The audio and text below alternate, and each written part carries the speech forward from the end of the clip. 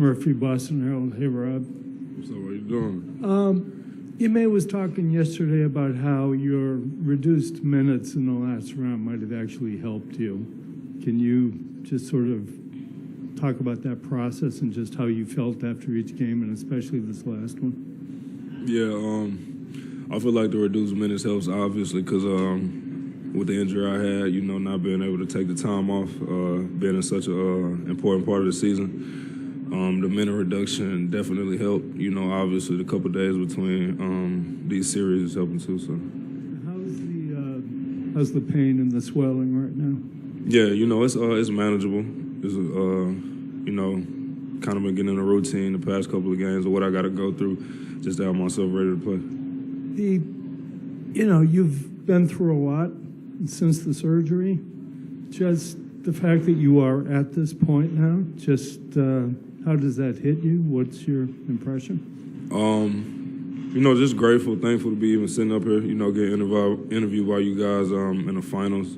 Obviously, like you said, been through a lot of trials and tribulations, a lot of injuries, but just looking to live in the moment, man, enjoy it. First row on the left. Rob, this team, makes its bones on defense. How different is the defense Ime asked you to play to what you were playing with Brad the last few years? Yeah, he just kind of, gave me the role of being a protector, the helper, helping everybody scrambling around. And it was different, I wouldn't say difficult, but it was different, because we couldn't see what they were putting together, the coaching staff, until, we started to prosper with it a little bit, obviously, a lot more work to do.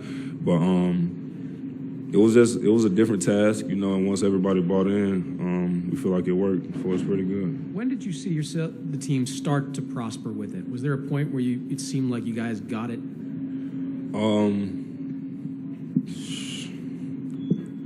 I feel like it's when we, blowing leads, going through that drought. We couldn't keep a lead, we couldn't win a game, and it was just grit, Honestly, all of us just fed up, wanting to win, and wanting to find a way to win. Second row on the left. Steve Ashburner, NBA.com. As successful as you are contesting shots and even blocking shots, how do you avoid having that used against you, that aggressiveness on your part, somehow getting taken advantage of by an extra pass or whatever? Obviously I don't avoid it.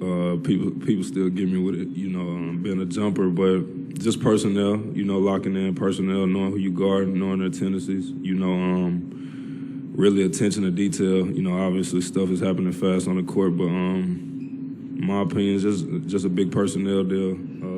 If I'm guarding someone who likes to pump fake, someone who isn't an explosive finisher, I got to keep that in mind.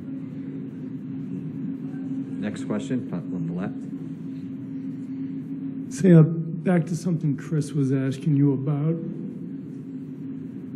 When things clicked defensively for you guys, did it hit everybody at once? They just realized that if they follow what Ime's telling you to do, that this is actually going to work?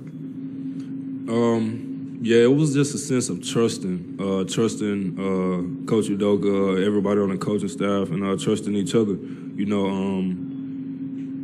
We listened. We took criticism from each other. We trusted it. We put the plan together, and we seen it working. So we stuck with it.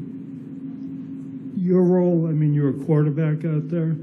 Just how much did you have to deal with being more vocal, being the guy who was sort of calling the defense?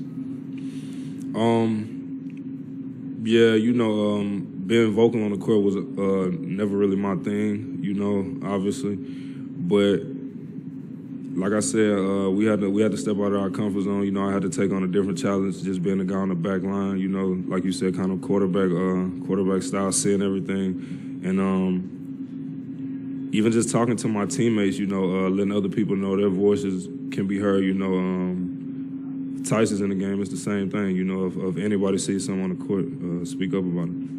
Two more questions, first row. Ime wouldn't shy away from giving his opinion if he thought you guys were doing something wrong publicly. That's not something Brad did at all in previous years. How big an adjustment was that for you and for the team?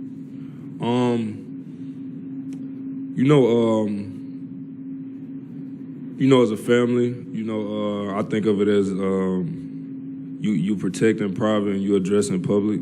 So I say both of those guys, Coach Udoka and Brad, they address situations for sure. My years, this 1 year with Ime, the years I had with Brad, they weren't afraid to step on toes, and I feel like they helped make players better. With Ime specifically, it felt like a lot of times during the year he would say, Rob's got to play through pain. Yeah. So you clearly felt that and you heard that. I mean, what kind of impact did that have on you?